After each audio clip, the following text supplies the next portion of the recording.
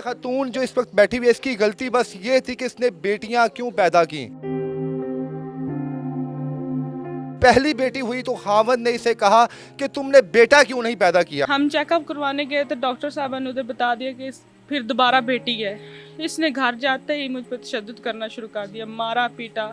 वो मेरा मिसकैरेज हो गया। बढ़ना करके पूरे घर में घुमाती थी। इस मेरी बहन के बाल कंधों तक पीछे आते थे, कमर तक। इसके बाल कैंची से पकड़ता है और काट देता है।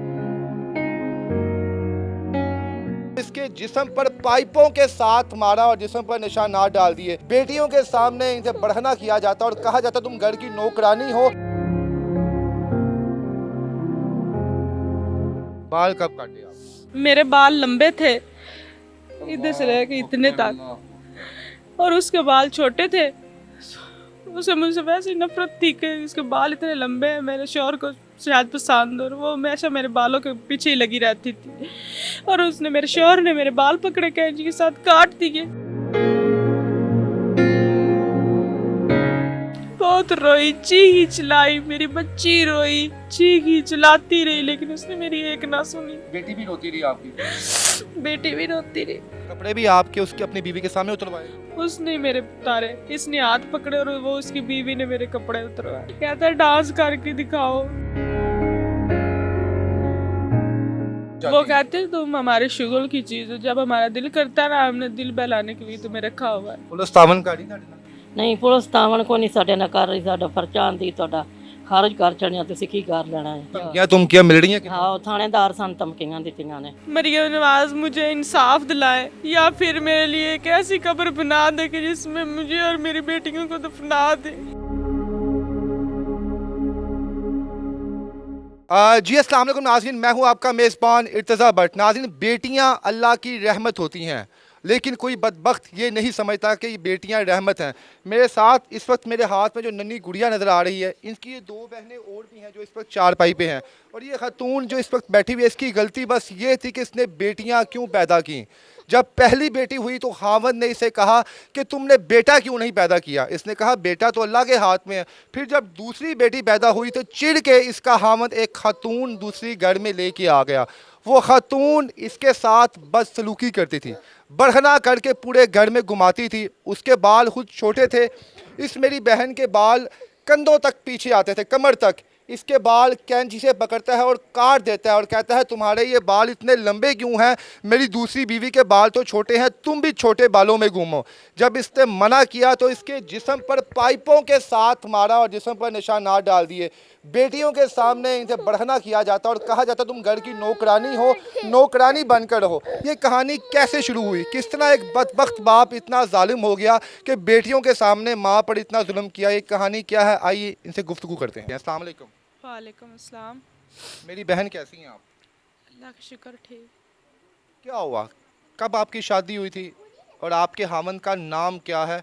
किस तरह बात यहाँ तक पहुँची कि उसने आपको नौकरानी बनाया, आपके बाल काट दिए, बेटियों के सामने आपकी तज़लील करता रहा और आप इस वक्त भी आपकी जान को ख़तरा है, कि बताएं ज़रा। मेरे शौहर का नाम शुएब अली है। मेरी 2016 में शादी हुई थी। मेरे शौहर के ताल्लुकात दूसरी औरतों के साथ ज़्यादा होते थे, तो हम अक्सर इन बातों पे मैं कहती कि ये बुरी बात है, तुम ऐसे ना करो। फिर हमारे घर में अपनी बेटी हुई, लेकिन ये बाज नहीं आया। मैंने फिर मना किया कि ऐसे ना किया करो, ये अच्छी बात नहीं है। दूसरी की बेटियों को समझे तो आप, तभी लोग अपनी बेटियों को आप समझते हैं। इसने इस बात को नामिया दी, इसने मारना पीटना शुरू कर दिया। मैंने आस्ता आस्ता ये बात क्या नहीं ख़त्म कर दी। मैंने कहा जो तुम्हारा दिल है तुम करो। रोज़ रोज़ भी कहूँ एक बात है, एक दफ़ा कम बोलूँ एक बात है। फिर मेरी जब मेरे दूसरी दफ़ा बच्चा पैदा होने वाला था, तो इस हम चेकअप करवाने गए तो डॉक्टर साहब ने उधर बता दिया कि फिर दोबारा बेटी है। इसने घर जाते ही मुझ पर तशद्दुद करना शुरू कर दिया, मारा पीटा। वो मेरा मिसकैरेज हो गया। उसके बाद फिर हमारी तीसरी बेटी हुई। इसने इसने फिर मुझ पर तशद्दुद शुरू कर दिया कि ये क्या बात हुई, हमारे घर में बेटियाँ आनी हैं। मैं खामोश हुई। मैंने कहा मेरा तो इसमें ज़ोर कोई नहीं है। फिर जिधर मेरा ऑपरेट हुआ था, वो एक नर्स है, डॉक्टर है। अच्छा, आपकी जो एफआईआर दर्ज हुई है, जो आपने इनके खिलाफ करवाई है, इस शख्स के खिलाफ, उसका मतलब ये है कि वो आपसे नौकरानियों से भी बदतर सलूक करता था। वो आपको बढ़ना करता था, पूरे घर में घुमाता था और अपनी दूसरी बीवी के सामने ये कहता था कि तुम्हारी नौकरानी है। ये सिलसिला कैसे शुरू हुआ? इसने जुल्म की इंतहा कब की? वो दूसरी बेगम को खुश करने के लिए ये सब कुछ करता था। वो कहता था कि वो उसे अच्छा लगता है और तुम उसे पसंद नहीं हो, तो वो खुश होती है तुम्हें ऐसे देख के, और मुझे भी तुम ज़्यादा पसंद नहीं हो, तुम मैं भी इस तरह मना करती हो या अच्छे बुरे काम के लिए टोकती हो, मुझे ये पसंद नहीं। तो वो जैसे ही उसकी दूसरी बेगम इसको बोलती थी कि ये करो वो करो, तो वो वैसे ही करता था। मैं बाल कहती थी कैसे मैं कैसे तुम्हारी इसने बाल कब काटे आप? बाल इसने मेरे काटे, मैं इधर अम्मी लोगों के घर आई हुई थी, इसकी इजाज़त से ही आई थी, तो इसने मुझे कॉल की कि मैं आया हुआ हूँ, मुझे छोटी बेटी से मिलना है तो वो भेज दो। मैंने कहा मैं किसके हाथ भेजूँ, भाई तो घर नहीं है। इसने बोला फिर मैं अपने भाई को भेजता हूँ, तुम बच्ची को भेज दो। मैंने कहा चलो ठीक है आप ले जाओ। 2-3 दिन गुजरते हैं तो मैं इसको फ़ोन करती हूँ कि बच्ची को भेज दे, मेरा दिल नहीं लग रहा। कहता है मेरे पास टाइम नहीं है, खुद आके ले जाओ। अब मैं लेके भी जाऊँ, लेके भी छोड़ के भी जाऊँ।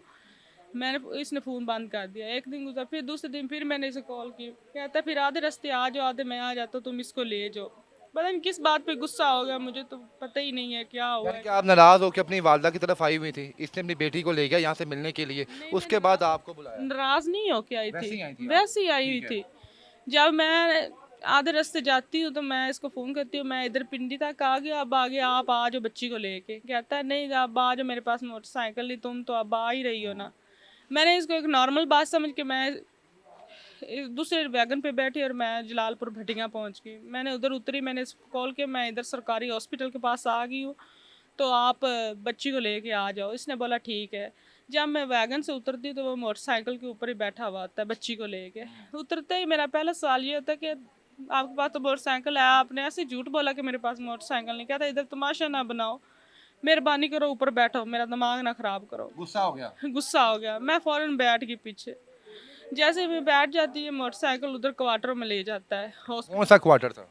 सरकारी हॉस्पिटल क्वार्टर, उसकी बेगम उधर जो आपकी रहती। दूसरी बीवी थी जो अस्पताल में थी, उसका क्वार्टर वहाँ पे ले गया? अच्छा, मेरी बहन ये बताएं, ठीक है नफ़रत थी उसको, आपसे नफ़रत थी, आपकी बातों से नफ़रत थी, लेकिन ये तो इंतहाई कम ज़र्फ़ी होती है किसी भी शख्स के लिए कि एक खातून के बाल काट ले। बाल तो एक खातून की इज़्ज़त की इलामत होती है। तो किस तरह उसने इस तरह का घटियापन किया? कितने उसने जब मेरे बाल लंबे थे इधर से लेके इतने तक, और उसके बाल छोटे थे, उसे मुझसे वैसे ही नफरत थी कि इसके बाल इतने लंबे हैं, मेरे शौहर को शायद पसंद, और वो हमेशा मेरे बालों के पीछे ही लगी रहती थी। और उसने मेरे शौहर ने मेरे बाल पकड़े कैंची के साथ काट दिए। अब वो पास बैठी देखती रही? पास बैठी, उसने मेरे हाथ पकड़े हुए थे, मेरे हाथ पकड़े तो मेरा शौहर काट रहा था। आप रोई नहीं अभी आपकी आंखों में इतने आंसू है ये बात बताते हुए? उस वक्त आपने उसके गिड़गिड़ाई नहीं कि खुदा का वास्ता मेरे पे ये जुल्म तो ना करो, छोड़ना है मुझे छोड़ दो, इस तरह तजलील तो ना करो मेरी? बहुत रोई, चीखी चिल्लाई, मेरी बच्ची रोई, चीखी चिल्लाती रही, लेकिन उसने मेरी एक ना सुनी। बेटी भी रोती रही आपकी? बेटी भी रोती रही। उसके बाद किस तरह मारता था आपको? क्या चीज़ पकड़ता था? डंडों के साथ मारता था। अक्सर मैं अंदर से कुंडी लगा लेते, दरवाजे ही तोड़ देता था, मार मार के पाँव अंदर आ जाता था, बड़ा तशद्दुद करता था मुझ पे। नाज़रीन, औरत तो वैसे ही मासूम जान होती है, मर्द का मुकाबला मर्द से होता है। औरत तो एक दीवार है, उसको आप मारोगे वो आपको पलट कर आप पर वार थोड़ी करेगी। तो उनके जिस्म पर मारता रहा, नाजुक अज़ा पर मारता रहा है, और ये आगे से चीखती थी, चिल्लाती थी कि खुदा का वास्ता है मेरी बेटियां मुझे देख रही हैं, ये तजलील ना करो, ऐसा मेरे साथ ना करो। इतना सब कुछ हो गया, आपने कहा नहीं यार मेरी जान छोड़ दो, खुदा का वास्ता मुझे जाने दो? मैंने बोला, मैंने कहा अगर तुम्हें मैं नहीं पसंद तो मुझे जाने दो। कहता है नहीं, तुम्हें तो छोड़ना ही नहीं है ना, तुम्हें जियत देनी है, इस माशरे में तुम्हें जीने के काबिल है, हर इंसान के आगे तुम्हारे। होठ भी ਵੱਢਣੇ ਨੇ, क्या हुआ है?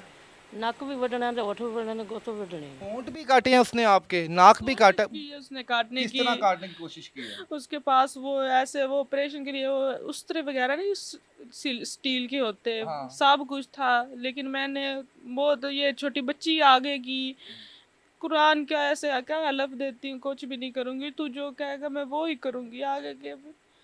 औरत साथ तो समझती है, उसकी बीवी समझ नहीं थी आपके जज्बात? वो कहती नहीं थी कि यार इतना जुल्म ना करो, ठीक है छोड़ना उसको, छोड़ दो तुम? नहीं, वो ही तो कहती थी तभी वो मेरे साथ ऐसे क्या तो कटदा रहे। उस औरत ने तो उसको इतना दरिंदा बना रखा था, उसकी वजह से वो ही वजह थी मेरी जिंदगी के साथ। पहले मारता था पीटता था, नॉर्मल हम हो जाते थे थोड़ी देर ठीक है। लेकिन वो औरत जब से आई हम नॉर्मल हो के हमने एक दिन भी नहीं गुजारा नॉर्मल, हमारी जिंदगी में ऐसा एक लम्हा भी नहीं आया। नाज़रीन, आप अगर कैमरा मैन अगर इसको मेरे को फोकस करे तो आप इनकी आंखों में देख लें। मुझे तकरीबन 5 से 6 मिनट हो गए इंटरव्यू मैंने स्टार्ट किया हुआ है, और इन 6 मिनट में एक भी लम्हा ऐसा नहीं कि इनकी आंखों से आंसू ना गिर रहा हो। कितनी तकलीफ़ में ये होंगी और कितनी अजियत में इन्होंने वक्त गुजारा होगा कि इस वक्त बताते हुए जो है मेरे खुद अपने रोंगटे खड़े हो गए कि एक इंसान इतना कम ज़र्फ़ भी हो सकता है। बरखना उसने कब किया आपको, किस तरह वो लम्हा वो घड़ी कब आई कि जब उसने वो खदें पार कर दी, तब आपने कहा कि यार यहाँ मुझे जान से मार दो, ये काम ना करो मेरे साथ। जब मैं अपनी बच्ची लेने गई थी तब उसने मेरे साथ सारी हद ही खत्म कर दिया कि मेरे सब्र का जो आखिरी पैमाना था वो भी खत्म हो गया। कपड़े भी आपके उसके अपनी बीवी के सामने उतरवाए? उसने मेरे उतारे, इसने हाथ पकड़े और वो उसकी बीवी ने मेरे कपड़े उतरवाए, बिल्कुल सारे कपड़े उतार सारे दिए। उतरवा दिए। वीडियोस भी बनाता रहा? जी, क्या कहा उसके बाद आपको? कहता है डांस करके दिखाओ। डांस करके दिखाओ। अल्लाह अकबर, अल्लाह अकबर, अल्लाह अकबर। ਉਹ ਆਂਦਾ ਮੇਰਾ ਕੁਝ ਵੀ ਨਹੀਂ ਕੋਈ ਕਰ ਸਕਦਾ, ਮੇਰਾ ਕੁਝ ਵੀ ਨਹੀਂ ਖੋ ਸਕਦਾ ਕੋਈ, मेरे ना कुछ भी नहीं कर सकता। यानी आगे से नाज़रीन इतना कि वो ढीठ किस्म का बंदा था, उसे पता था ये बेचारी क्या कर सकती है। इसका एक भाई है वो लोडर रिक्शा चलाता है, उसके अपने 3-4 बच्चे हैं। ससुराल उसको पता था मेरा माड़ा मेरा जो ससुराल है वो गरीब है, गरीब घराने से तलक रखती है मेरी बीवी, क्या उखाड़ लेगी मेरा ये, इसका वो ससुराल मेरा क्या कर लेगा। बढ़ना करता रहा, बढ़ना करने के बाद उसने क्या कहा आपको, क्या करूँ, नौकर बनूं? उसने कहा जैसे मैं कहता हूँ मेरी जो मैं कहता हूँ तुमने वैसे ही करना है, तुमने अपनी मर्जी से तो पानी तक नहीं पीना, जो मैं कहता हूँ मैं तुम्हें गालियाँ दूं मारूं तुमने बस चुप करके सहना है, आगे से आवाज नहीं निकालनी। आपने उसको कहा नहीं कि यार मेरी इज्जत नंगी हो रही है, मेरी बिची मुझे देख रही है, तुम्हारी बीवी मुझे देख रही है। एक पर्दा होता है, मियाँ बीवी का एक जिस्म का पर्दा होता है, मुझे कपड़े तो दो, मुझे लिबास तो पहनने के लिए दो। मैंने बोला, मैंने कहा तुम अकेले मेरे साथ जो मर्जी कर लो लेकिन अपनी बीवी के सामने मेरी तजलील ना करो, मेरी भी कोई इज्जत है, मेरे भी कोई आबरू है, खुदा ने मुझे भी इस दुनिया में इज्जत आबरू के साथ भेजा है। लेकिन वो नहीं सुनता इस बात को, कहता बस जो मैं करता हूँ वो ठीक है। नशा वगैरह भी करता था कोई? जी आप पीता है। यानी उस वक्त भी वो पीता था आपके सामने बैठ के, बीवी के साथ बैठ के? जी पीता है, वीडियो बनाता है, साथ शराब पीता है और आपको साथ कहता था नाचो, नाचो। और उसकी बीवी कहती थी तुम नाचो, मैं तुम्हारा डांस देखना वो चाहती हूँ। कहते हैं तुम हमारे शुगल की चीज हो, जब हमारा दिल करता है ना हमने दिल बहलाने के लिए तुम्हें रखा हुआ है। यानी उसको दिल बहलाने के लिए रखा हुआ है। शादी पसंद की थी आपकी? नहीं मेरी अरेंज मैरिज थी, Arrange लेकिन marriage पहले ठीक थे, हम ठीक जा रही थी, लेकिन जब से इससे शादी की न दूसरी तो हमारी जिंदगी अल्लाह। धर्म तो भरम। किस तरह आप उसके शिकंजे से बाहर आई, कितनी देर वहां पर रही और जान कैसे बचाई? 1.5-2 माह मैं उधर रही, मैंने अपना एतमाद बहाल किया कि उनको ये महसूस ना हो कि अब ये नहीं जाएगी। उसने बोला कि अगर तुमने FIR वगैरह कटवाई, अगर कहीं गई तो तुम्हारे भाई को जान से मार दूंगा, तुम्हें मार दूंगा, तुम्हारा खानदान खत्म कर दूंगा। उसे पता था ये इसका डर ही मेरे पास सब अच्छा, कुछ है। पुलिस तो बड़ा तावन करती है। मरियम नवाज साहबा ये कहती हैं कि खवातीन मेरी रेड लाइन है, मेरी बेटियों की तरह है, मेरी बहनों की तरह है। तो इतने जब दर्दनाक वाक़ई आपके साथ पेश आए, पुलिस के आप पुलिस स्टेशन गई वहाँ पे, तो वहाँ भी दाद रसी हुई, आपकी FIR काटी गई? FIR काटी तो गई है लेकिन अभी तक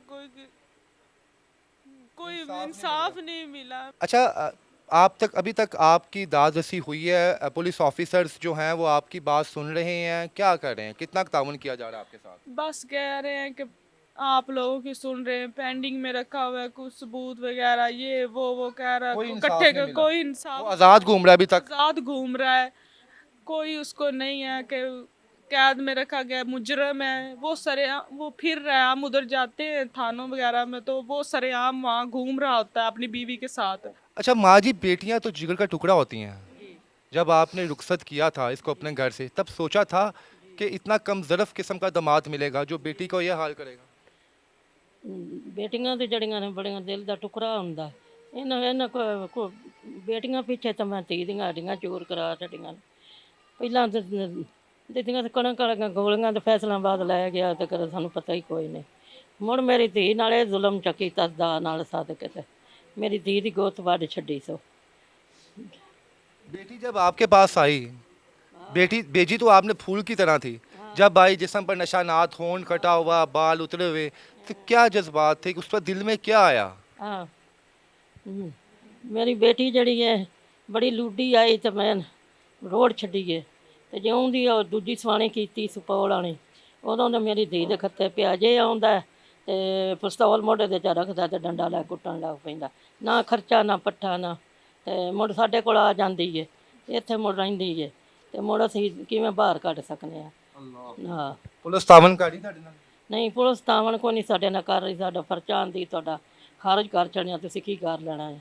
ਤੁਹਾਨੂੰ ਧਮਕੀਆਂ ਧਮਕੀਆਂ ਮਿਲ ਰਹੀਆਂ ਕਿ ਹਾਂ ਉਹ ਥਾਣੇਦਾਰ ਸਾਨੂੰ ਧਮਕੀਆਂ ਦਿੱਤੀਆਂ ਨੇ, ਕੀ ਕਹਿੰਦਾ? ਆਂਦਾ ਤੁਹਾਡਾ ਪਰਚਾ ਖਾਰਜ ਹੈ, ਤੁਸੀਂ ਝੂਠੇ ਹੋ ਤੇ ਉਹ ਸੱਚ। ਤੁਹਾਨੂੰ झूठा कह रहे हैं? हाँ ਸਾਨੂੰ ਝੂਠਾ। नाज़रीन, कानून को आप क्या कहेंगे इन लोगों को? आप यहाँ पर सिर्फ ताकतवर को ही इंसाफ मिल सकता है, कमज़ोर को ये कहकर वहाँ से निकाल दिया जाता है कि तुम क्या कर लोगे, तुम्हारे पास क्या सबूत हैं। इस खातून के बाल जो हैं वो कटे हुए हैं, जिस्म पर निशानात हैं, बेटियाँ रो रो कर चीख चीख कर बता रही हैं कि हमारा बाप किस तरह का था, किस तरह का नहीं था, और अभी भी इनको सबूतों की ज़रूरत है। क्या कहेंगी मरियम नवाज़ साहिबा को? मरियम नवाज मुझे इंसाफ दिलाए या फिर मेरे लिए एक ऐसी कब्र बना दे कि जिसमें मुझे और मेरी बेटियों को दफना दे, इंसाफ दे मुझे। मरियम नवाज साहिबा, आप हमेशा हमें बहुत एक्टिव नज़र आई हैं। जहाँ जहाँ पर ख़वातीन पर जुल्म व तशद्दुद हुआ है, आप ना सिर्फ आप बल्कि आपकी टीम वहाँ पर पहुँची है। हिना परवेज़ भट्ट साहिबा हमें नज़र आती हैं मुख्तलिफ़ मकामात पर जहाँ पर ख़वातीन पर ज़्यादती की जाती है। इस मेरी बहन पर भी ज़्यादती हुई है और ज़्यादती की इंतहा हो गई है कि वो इस नहज पर पहुँच चुकी है कि वो आपको ये कह रही है कि मुझे इंसाफ दिलाया जाए, नहीं तो मेरी तीनों बेटी, नन्ही सी गुड़िया आप देख लें, ये देखें आप, आपकी नवासियों की उम्र की है ये बच्ची, देखें आप, वो कह रही है मुझे कब्र में दफना दे अगर आप लोग मुझे इंसाफ नहीं दे सकते। लेकिन मुझे यकीन है कि जब मेरा पैगाम आप तक पहुंचेगा, आप इस बहन के लिए ज़रूर आवाज़ उठाएंगे। जी नाज़रीन, आपको इनकी कहानी कैसे लगी और उस बदबख्त शख्स के बारे में आप क्या कहेंगे, हमें कमेंट सेक्शन में बताइएगा। इसके साथ ही मुझे आप इजाज़त दें। अल्लाह हाफ़िज़।